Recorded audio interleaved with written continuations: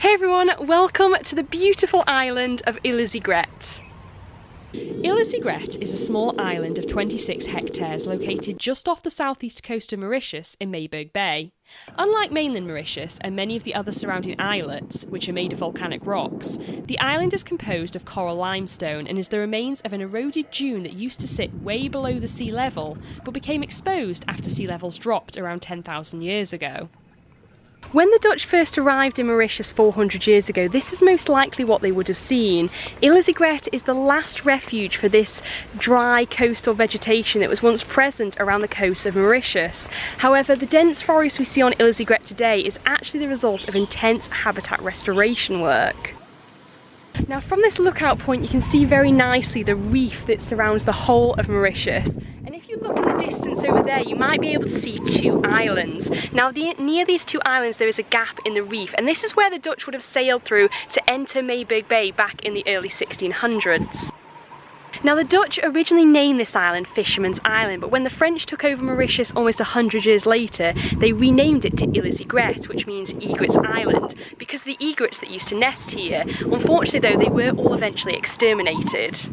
Shortly after the arrival of people in Mauritius, the forests here on Ile Aux Aigrettes were completely cleared, mainly for the precious ebony trees that used to be present here, and a lot of animals were introduced to the island. Now over time, this resulted in a lot of native plant and animal populations sadly going extinct from the island.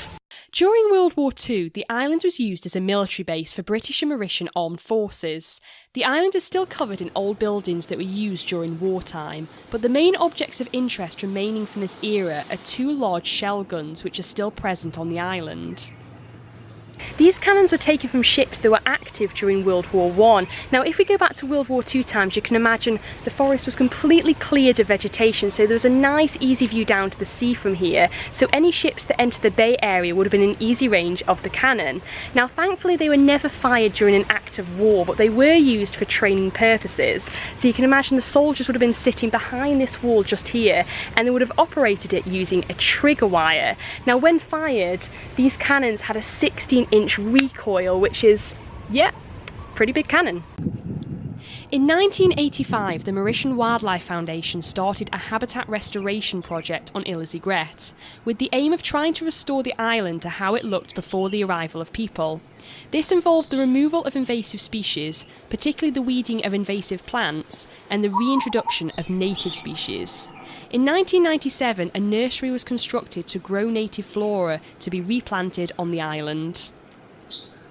Today, Ile Aux Aigrettes is very much a monument to what Mauritius would have looked like 400 years ago, and it's even paid tribute to some of the species that sadly we can't see here anymore because they've gone extinct.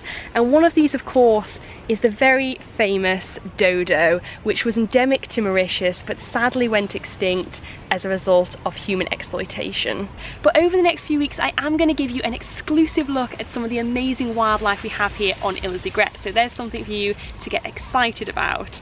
And I'm going to leave this video here, so thank you very much for watching. I really hope you enjoyed it. Don't forget to subscribe to my channel if you're not already for weekly wildlife videos, and ding that little bell so you never miss one of my episodes. So thank you very much, and I'll see you next week.